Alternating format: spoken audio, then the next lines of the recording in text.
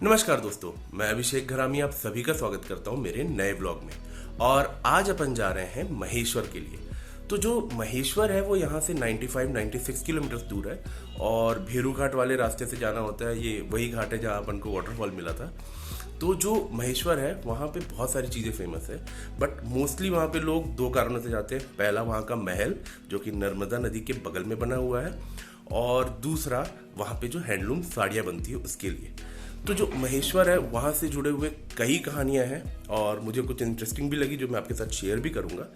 तो उसमें से पहला ये है कि जो महेश्वर है उसे माना जाता है कि वो पहले महेशमती वहाँ पे हुआ करता था, उसी के ऊपर बना है। महेशमती वो बाहुबली वाला नहीं अलग है, महेशमती ओरिजिनल वाला वो वहाँ पे था। और ये भी माना जाता है कि वहीं पे पहले सहस्त्र अर्जुन जो है वो राज किया करते थे। तो स्टोरी कुछ इस तरह से है कि सहस्त्र अर्जुन की 500 बीवियाँ थी। नाम से समझ आ रहा होगा, उनके 1000 हाथ थे, मतलब 1000 हाथ थे उनके। तो ये माना जाता है कि उनकी जब 500 बीवियाँ थी उनके साथ एक बार वो पिकनिक मनाने गए। तो पिकनिक मनाने के लिए गए तो उनकी बीवियों को चाहिए था कि एक बड़ा सा ग्राउंड हो इस टाइप से। तो वो जगह ना मिली तो उन्होंने क्या किया कि अपने 1000 हाथों से नर्मदा नदी को रोक लिया और फिर वहाँ सूख गया। तो उनकी बीवियाँ वहाँ खेली। अब इसी दौरान जो रावण है, क्योंकि सहस्त्र अर्जुन जो है उनका उल्लेख रामायण में हमको मिलता है, तो रावण उस टाइम अपने पुष्पक विमान से ऊपर से उड़ रहे थे। तो उन्होंने नीचे देखा कि अच्छा खासा एकदम सूखा जमीन है और वहाँ पे वो सोचे कि यहाँ पे मुझे शिव जी की आराधना करनी चाहिए। तो उन्होंने वो नीचे उतरे और उन्होंने वहाँ पे शिवलिंग को स्थापित किया और पूजा करने लगे। अब इधर इनकी वाइफ का जो सहस्त्र अर्जुन थे उनकी वाइफ के पिकनिक का टाइम खत्म हो गया, तो वो फिर निकल आए और उन्होंने पानी पूरा छोड़ दिया। तो जो पानी बह के गया तो उससे रावण का तपस्या भंग हो गया। अब वो गुस्साया, उसने मतलब आवाज़ लगाई, उसने देखा कि कौन है जिसने मेरा तपस्या भंग किया। तो अब वो जब वहाँ पहुँचे तो प्रॉब्लम ये थी कि सहस्त्र अर्जुन ज़्यादा ताकतवर थे। अब उन दोनों के बीच में लड़ाई हुई तो सहस्त्र अर्जुन ने उनको पकड़ लिया और फिर पकड़ के उन्हें घसीटते हुए अपने घर ले गए और उनके बच्चे का जो पालना होता है ना, क्रेडल जो इंग्लिश में बोलते हैं अपन, उससे उनको बांध दिया और वहीं बांधे रखा। हालांकि उसके बाद उन्होंने उसे छोड़ दिया, रावण को छोड़ दिया, बट उनको बहुत शर्मिंदगी हुई। तो इस तरह तो ये स्टोरी था। ऐसे कई स्टोरीज हैं जो मैं आगे आपसे शेयर करूंगा। अभी अपन नीचे जा रहे हैं, मेरे फ्रेंड्स आ चुके हैं और बस फिर गाड़ी लेते हैं अपन और निकलते हैं आगे।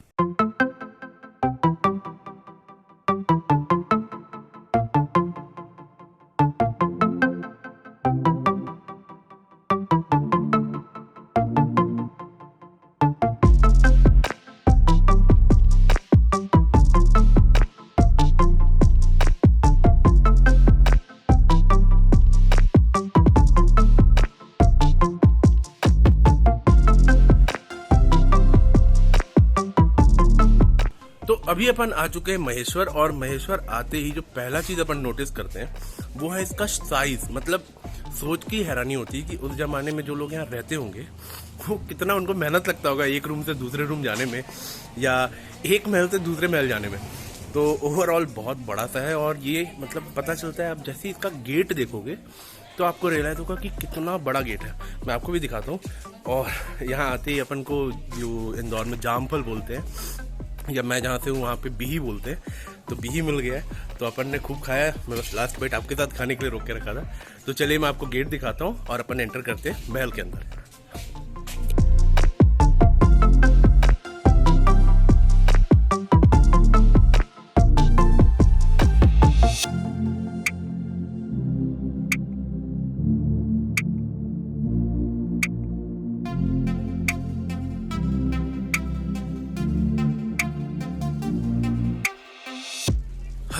तो जैसे ही आप महल के अंदर आएंगे तो अंदर आते ही सीधे जाके लेफ्ट में एक बहुत ही इम्पोर्टेंट पर्सनैलिटी की एक मूर्ति लगी हुई है, और वो मूर्ति है महारानी देवी अहिल्याबाई की। अब जो देवी अहिल्याबाई थी उन्होंने ही महेश्वर फोर्ट बनाया है, लेकिन सिर्फ इसलिए नहीं, इसके अलावा उनकी लाइफ में और भी बहुत सारी चीज़ें हुई जिसके कारण उनकी स्टोरी बताना तो बनता है। तो जो देवी अहिल्याबाई थी, इनके पति की मृत्यु 1754 में कुम्हेर की जो लड़ाई थी वहाँ पे हुई थी। उस समय अहिल्याबाई की एज जो थी वो 28 थी, और उस समय जैसा प्रथा था, सती प्रथा, तो उसके अंतर्गत वो सती होना चाह रही थी। बट वहाँ पे उनके जो ससुर थे उन्होंने उनको रोक दिया और उन्हें सती होने से बचा लिया। उन्होंने कहा कि ये नहीं करना होगा। अब फिर उसके बाद जो उनके ससुर जी थे उन्होंने राजपाट चलाया, लेकिन बदकिस्मती से 12 साल के बाद उनके ससुर की भी मौत हो गई। जैसे ही उनकी ससुर की मृत्यु हुई उसके बाद जो राजपाट था, जो साम्राज्य था, वो धीरे धीरे पतन की ओर जाने लगा। और देखिए, इस पे भी इतना बुरा उनके साथ हुआ कि महज 1 साल के अंदर ही उनके बेटे की भी मौत हो गई। तो अब ऐसा होने पे आप सोच के देखिए कि किसी के पति की मौत हो जाए, उसके बाद उसके ससुर जो कि उनका मतलब हम हमेशा से सपोर्ट करते थे, उनकी डेथ हो गई, और फिर बच्चे की मौत हो जाए, तो उसके बाद कोई भी इंसान टूट जाता है। लेकिन इसके बाद भी वो हारी नहीं, और उन्होंने ये जो होलकर साम्राज्य था उसका बीड़ा खुद उठाया और पूरे साम्राज्य को खुद चलाया। इन्वेडर्स जो आए थे भारत में उनके पसीने छुड़ाए, और उसके साथ ही साथ भारत भर में लगभग 100 से 150 मंदिर बनवाए, जो कि बहुत बेहतरीन है। अगर मैं आपको अभी नीचे दिखाऊंगा तो आपको पता चलेगा कि जो महारानी अहिल्याबाई थी ये शिव भक्त थी। तो यहाँ नीचे भी एक मंदिर है शिव जी का। तो चलिए मैं थोड़ा सा आपको महारानी अहिल्याबाई का जो मूर्ति है वो दिखाता हूँ, और फिर अपन चलते हैं अंदर।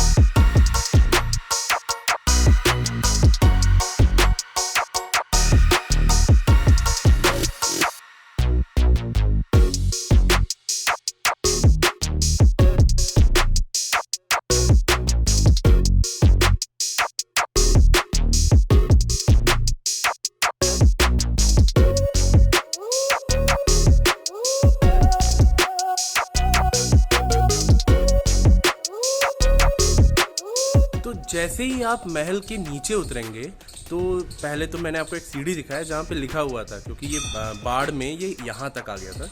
आपको मैं मार्क कर दूंगा वीडियो में। तो सोचिए जब पानी बढ़ता है नर्मदा का तो सीढ़ियों के ऊपर तक आ जाता है, एकदम ऊंचाई तक। बाकी नीचे जब आप उतरेंगे यहाँ पे 2 बड़े बड़े मंदिर बने हुए हैं, जिसमें से एक शिव जी का मंदिर है और बहुत ही बड़ा सा पूरी तरह से पत्थर से बना हुआ मंदिर है। और यहाँ पे मैं आपको दिखाऊंगा अभी जो नालियाँ तक है वो भी एकदम स्ट्रेट बनी हुई है। मतलब उस ज़माने में इतना प्रिसीजन से जो काम किया गया है वो आज भी देखने को मिलता है। और यहाँ जो शिव मंदिर है, यहीं पे जो देवी अहिल्याबाई थी वो हमेशा जब भी राजपाट से मुक्त होती शिव जी की आराधना किया करती थी। तो अभी मैं आपको दिखाता हूँ।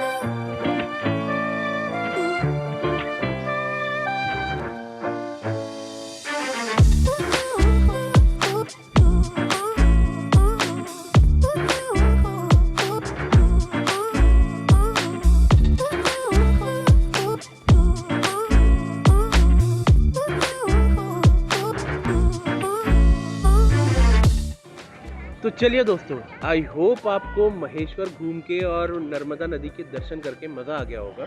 और अब यहाँ पे अपन बहुत देर से डुबकी लगा रहे थे और अब मेरा मन शांत हो चुका है, तो मैं अब यहाँ पे करता हूँ तपस्या। और अगर आप लोगों को ये वीडियो पसंद आया हो तो प्लीज़ इसे लाइक करें और अपने दोस्तों के साथ शेयर करें। और अभी तक अगर आपने चैनल को सब्सक्राइब नहीं किया है तो प्लीज़ चैनल को सब्सक्राइब करें। तो चलिए दोस्तों, फिर मिलेंगे अगले वीडियो के साथ। तब तक के लिए नमस्कार, जय हिंद। अरे आप आ गए। अरे